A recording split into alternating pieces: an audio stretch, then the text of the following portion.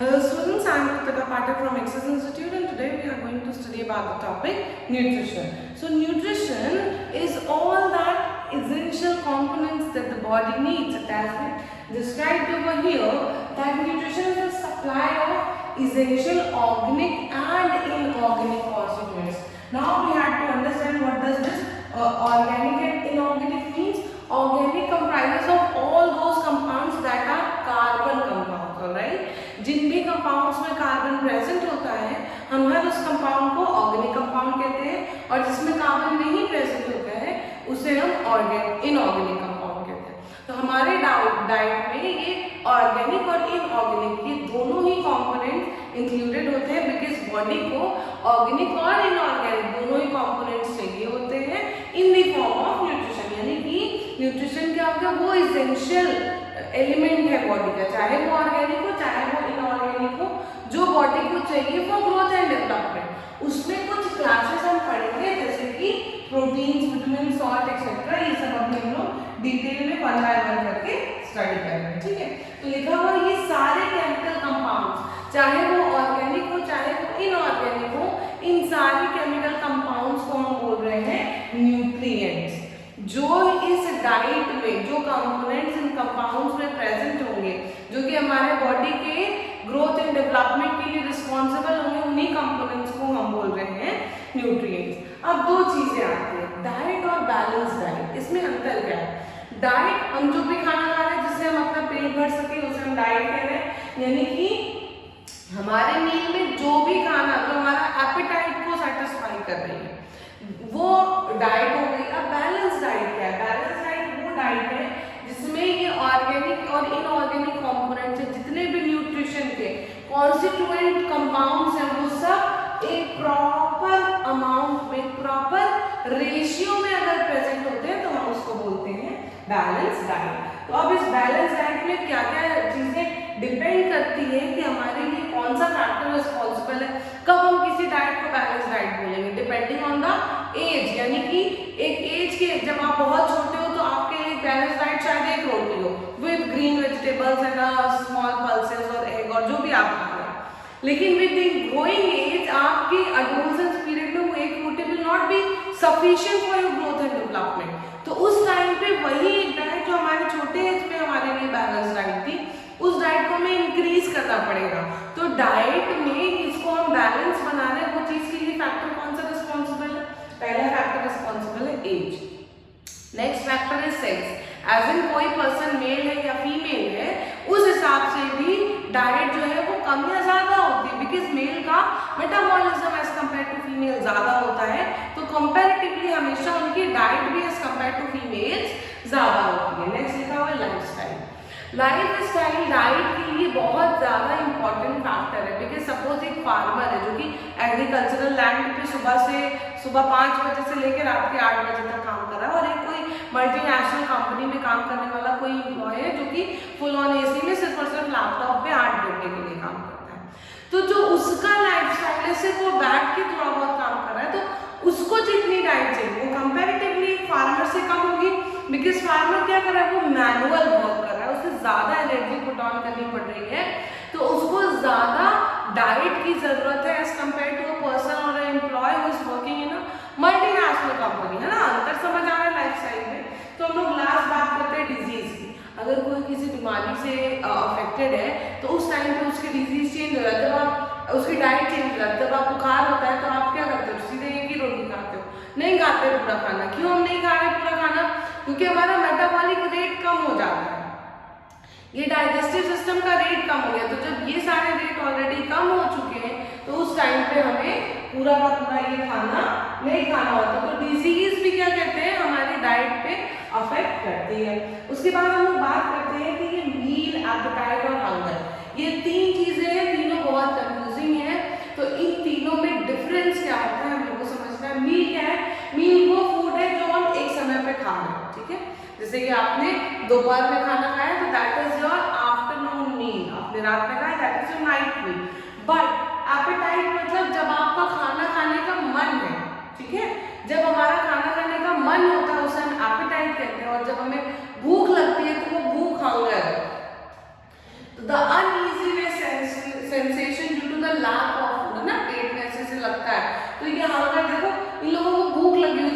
Poor countries में या जो पुअर पीपल्स हैं उनको ये एपेटाइट सेटिस्फाई करने के लिए इतना रिसोर्सेज अवेलेबल नहीं है।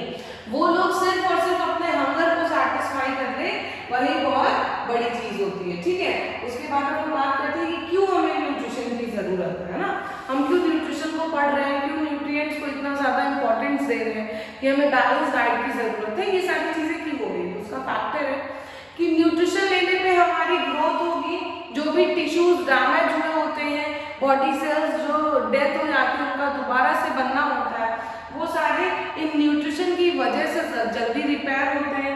हमें खाना खाने के बाद एनर्जी मिलती है, फूड गिव्स अस एनर्जी, ये हम बहुत छोटी क्लास से पढ़ते आ रहे हैं, तो ये चीजें तो हमें पता है। उसके बाद हमारी सेल्स, हमारी बॉडी में ढेर सारे सेल्स प्रेजेंट है, उन सारी सेल्स का जो केमिकल कॉम्पोजिशन है, वो केमिकल कॉम्पोजिशन मेंटेन कहाँ से होता है, इसी न्यूट्रिशन, यानी कि हमने जो खाना खाया वो खाना जो है वो हेल्प करता है कि उसमें जितने भी न्यूट्रिशन प्रेजेंट होंगे वो सारे न्यूट्रिशन क्या कहते हैं, हमारी बॉडी में जो प्रेजेंट सेल है उनको केमिकली, जैसे सेल वॉल बन रही है तो सेल्यूलोज की प्लांट्स में, तो आप उसमें जितने भी केमिकल्स हैं, ये कार्बन रिलेटेड, ये सब कहाँ से पूरे होंगे, जो खाना खा रहे हैं, है ना।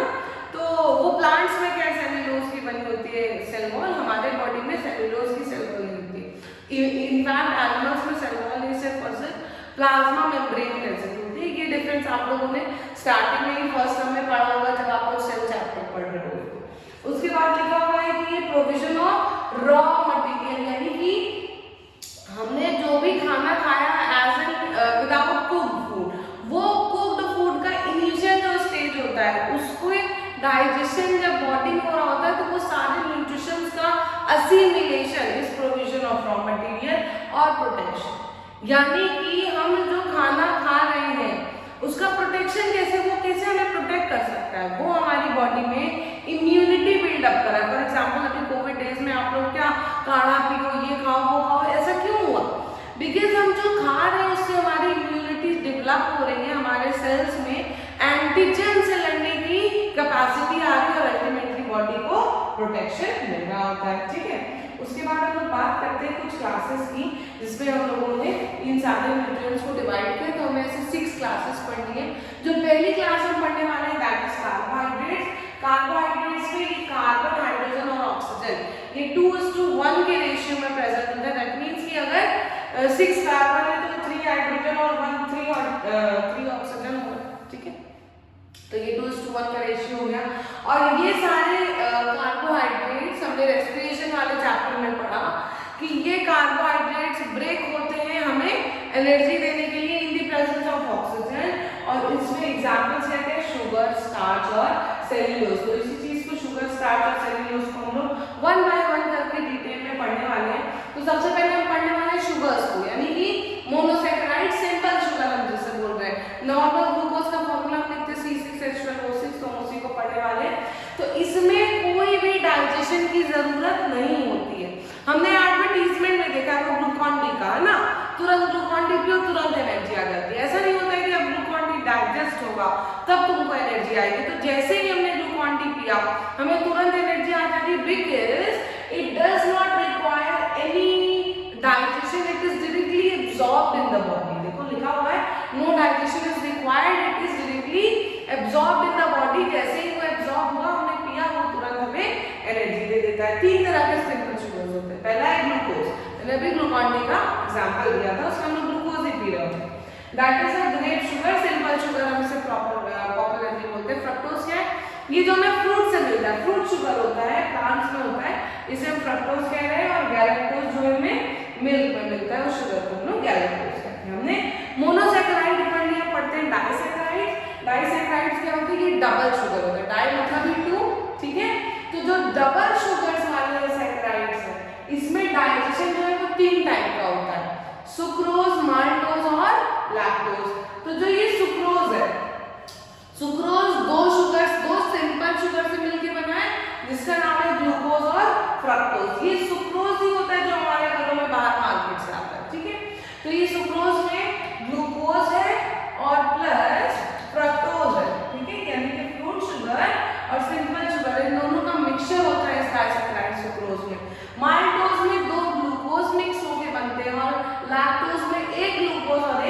गैलेक्टोज मिलके बनता है, इसलिए हम इसे मिल्क शुगर भी कहते हैं, क्योंकि गैलेक्टोज क्या था, मिल्क शुगर था। अब जब हम लोगों ने डाइसैकेराइड कर ली तो हम उसका पॉलीमर पढ़ते हैं, दैट इज स्टार्च। स्टार्च क्या है, स्टार्च वो इनसॉल्युबल कार्बोहाइड्रेट है जो कि प्लांट्स जो है वो स्टोर करते हैं। ये चीज हमने फोटोसिंथेसिस के टाइम में भी पढ़ी थी कि जो ग्लूकोज बन रहा है फोटोसिंथेसिस में, that is stored in plants in the form of starch. तो ये स्टार्च क्या हो गया, वो इनसॉल्युबल कार्बोहाइड्रेट्स हो गया जो कि प्लांट्स में स्टोर हो रहा होता है।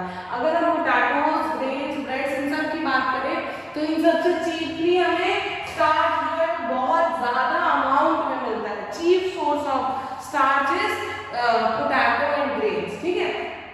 इसका फॉर्मूला उसी ग्लूकोज के फॉर्मूले में आपको C6 याद रखना है, H की जगह 10, O की जगह 5 और उसका पॉलीमर बना देना, यानी N means number of polymer. जितने ज्यादा मोनोमर्स एक दूसरे से ज्वाइन होंगे उतनी लंबी पॉलीमर की चेन बनेगी, उसे हम बोलेंगे पॉलीसैकेराइड, बिकॉज देयर सारे मोनोसैकेराइड जब मिलके एक चेन बनाते हैं तो हम उसे बोल रहे हैं पॉलीसैकेराइड। और उसी तरह से ग्लूकोज के दो स्टार्च के दो और एग्जांपल्स हैं, दैट इज ग्लाइकोजन और सेल्यूलोज, ठीक है।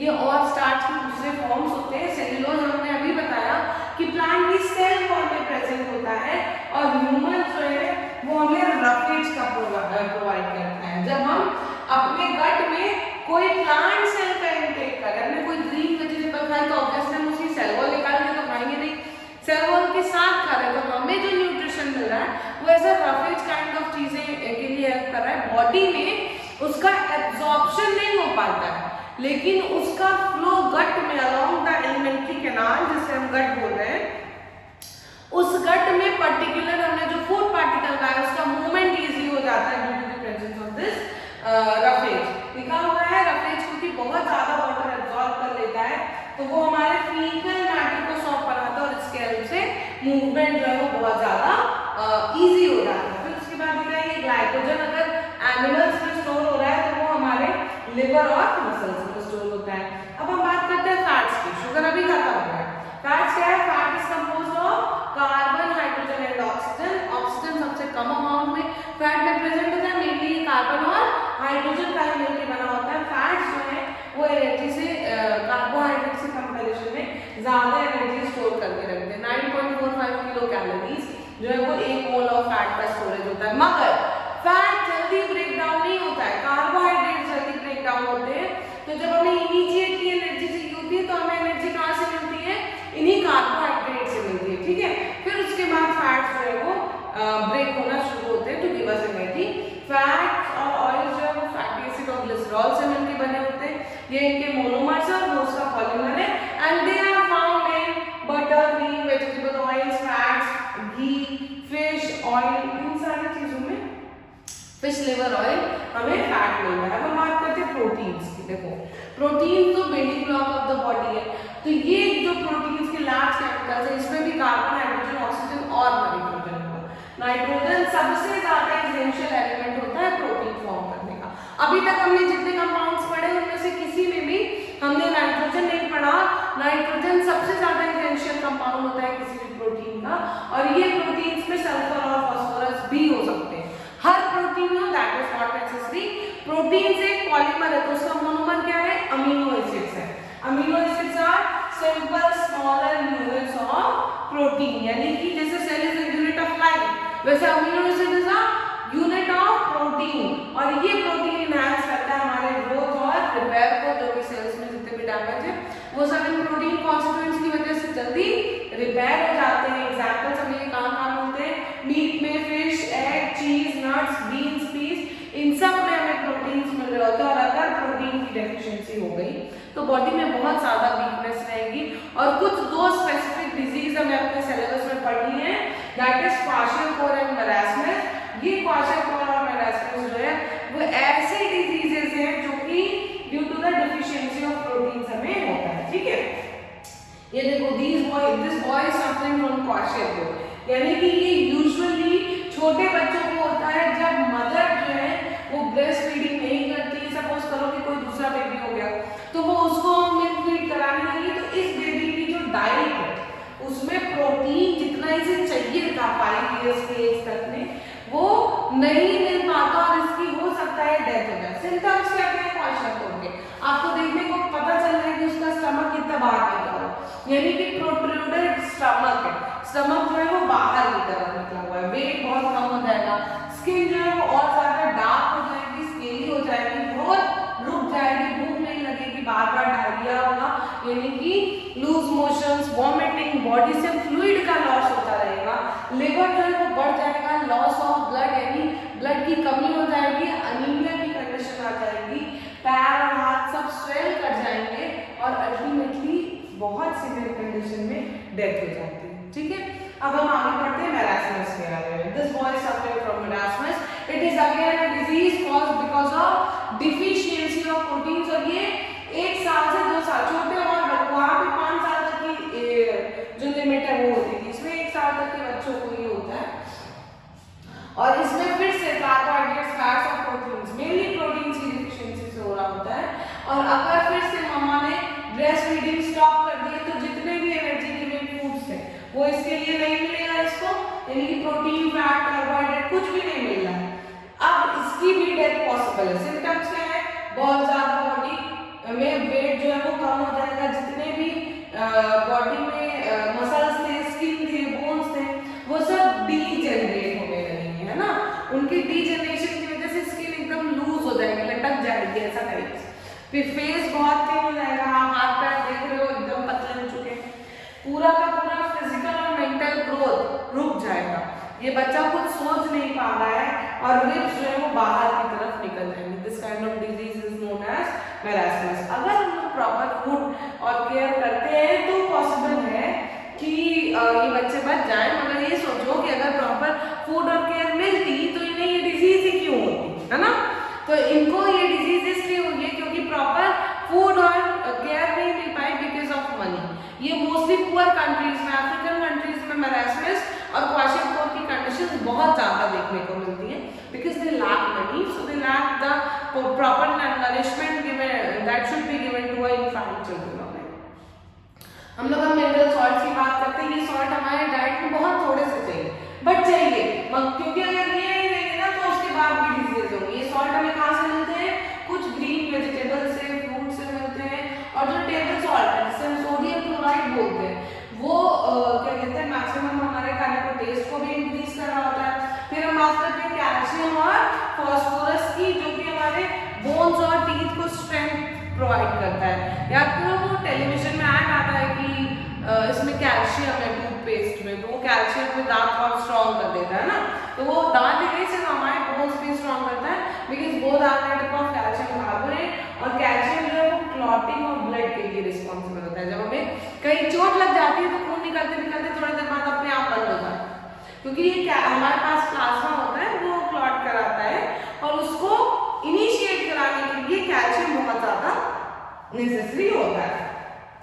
फिर हमने रेस्पिरेशन में पढ़ा था कि एटीपी बनती है रेस्पिरेशन के बाद, तो ये फास्फोरस यानी एडिनोसिन ट्राइफॉस्फेट, तो फास्फोरस ग्रुप आकर के एटीपी में जुड़ रहा था तो एटीपी बन जाती थी, that is the energy currency of the body, यानी कि फास्फोरस हमें एनर्जी के लिए भी बहुत ज्यादा जरूरी है। अब ये मिनरल्स हमको कहाँ से मिलते हैं, milk, meat, eggs, fish, pulses, vegetables, इन सारी क्या बोलते हैं चीजों से हमें मिनरल सॉल्ट्स मिल रहे होते हैं। अब हम बात करते हैं विटामिन्स की। देखो विटामिन्स भी हमें बहुत छोटे अमाउंट में चाहिए होते हैं, लेकिन ये विटामिन्स हमारी बॉडी की हेल्थ कंडीशन को मेंटेन करने में बहुत ज्यादा रोल प्ले करते हैं। ज्यादातर विटामिन्स जो है वो एज अ कैटलिस्ट और एंजाइम एक्ट कर रहे होते हैं। एंजाइम और कैटलिस्ट क्या करते हैं, हमारी बॉडी की केमिकल रिएक्शन को बढ़ा देते हैं, तो ये विटामिन्स ने हमारी बॉडी के जितने भी हमने फूड खाया है उसको जल्दी से जल्दी एब्जॉर्ब कर सके, बॉडी में वो सारे नरिशमेंट न्यूट्रिएंट्स बन सके, उसके लिए विटामिन्स जो है बहुत ज्यादा इंपॉर्टेंट होते हैं। विटामिन्स को हम 2 कैटेगरी में डिवाइड कर सकते हैं, पहला है फैट सोल्यूबल विटामिन, दूसरा है वाटर सोल्यूबल विटामिन। देखो वाटर सोल्यूबल में से बी और सी याद रखो, तो जितने भी बचे सब फैट सोल्यूबल में आ जाएंगे, यानी कि ए, डी, ई के ये सब कुछ फैट सोल्यूबल आ गए, ये बॉडी में बहुत लंबे समय तक के लिए स्टोर होते हैं। और वाटर सोल्यूबल विटामिन अगर ज्यादा है तो ये बॉडी से एक्सक्रीट आउट हो जाता है, क्योंकि ये वाटर सोल्यूबल है ना, क्योंकि ये एक्सक्रीट आउट हो जाता है, ये स्टोर रहता है, तो ये बॉडी के लिए हार्मफुल है। फैट सोल्यूबल विटामिन्स का ज्यादा स्टोरिंग बॉडी के लिए हार्मफुल होता है। अब हम बात करते हैं वाटर, अनदर एसेंशियल कंपोनेंट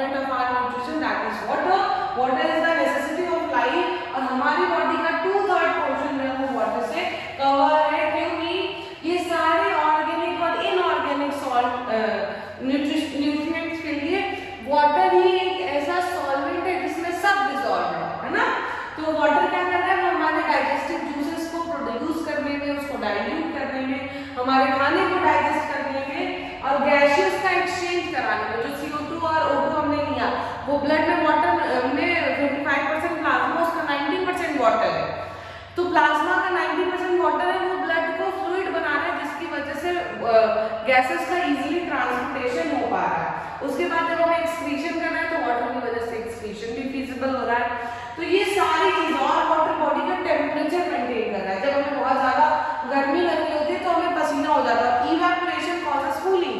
तो जो स्वेटिंग हुई वो इवैपोरेट होने के बाद बॉडी का टेम्परेचर नॉर्मल कर देगी, यानी कि वाटर जो है वो बॉडी का टेम्परेचर भी नॉर्मल कर रहा है। और वाटर के क्या क्या इंपॉर्टेंट फंक्शन से समझ लेते हैं। देखो लिखा हुआ है लॉस एंड रिप्लेसमेंट। वाटर जो है बॉडी से कंटिन्यूअसली लूज हो रहा है in the form of sweat, urine and water vapour. जब हम अपनी सांस लेते हैं तो थोड़ा सा मॉइस्चर जो है वो हमारे नेजल एपिथेलियम से भी बाहर की तरफ जाता है। फिर जब हम वापस से कोई पानी पिए, जूस पिए, ड्रिंक्स पिए, तो वो पानी वापस से एज ए सप्लीमेंट हमारी बॉडी में आ जाता है। This was a essential component of the nutrition, that is water। अब हम बात करते हैं बैलेंस डाइट की। तो बैलेंस डाइट क्या है? बैलेंस डाइट वो डाइट है जिसमें सारे प्रिंसिपल कॉन्स्टिट्यूएंट्स प्रेजेंट है प्रॉपर क्वांटिटी में। यानी कि अभी तक हमने जो भी पढ़ा, sugar, proteins, carbohydrates, fats, minerals और वाटर, ये सारी चीजें अगर प्रॉपर अमाउंट में प्रेजेंट है with respect of age, lifestyle and disease, तो हम उसको बोलेंगे बैलेंस डाइट। और ये बैलेंस डाइट में सफिशिएंट नंबर ऑफ कैलोरी लेना चाहिए, जो भी जिसका भी लाइफस्टाइल है उस हिसाब से, जिसको जितनी कैलोरीज चाहिए उतना लेना चाहिए। कैलोरी क्या होती है? कैलोरी वो अमाउंट ऑफ हीट है जो रिक्वायर्ड है हमारी बॉडी के टेम्परेचर को 1 डिग्री सेल्सियस बढ़ाने के लिए विद 1 ग्राम वाटर। यानी कि 1 ग्राम वाटर के टेम्परेचर को 1 डिग्री सेल्सियस बढ़ाने के लिए जितना अमाउंट ऑफ एनर्जी चाहिए उसे हम बोलते हैं कैलोरी। और ये कैलोरीज जो है हम किलोज में मेजर करते हैं जब हम अपने बॉडी में खाने की बात कर रहे होते हैं। That's this for the chapter nutrition. Thank you so much.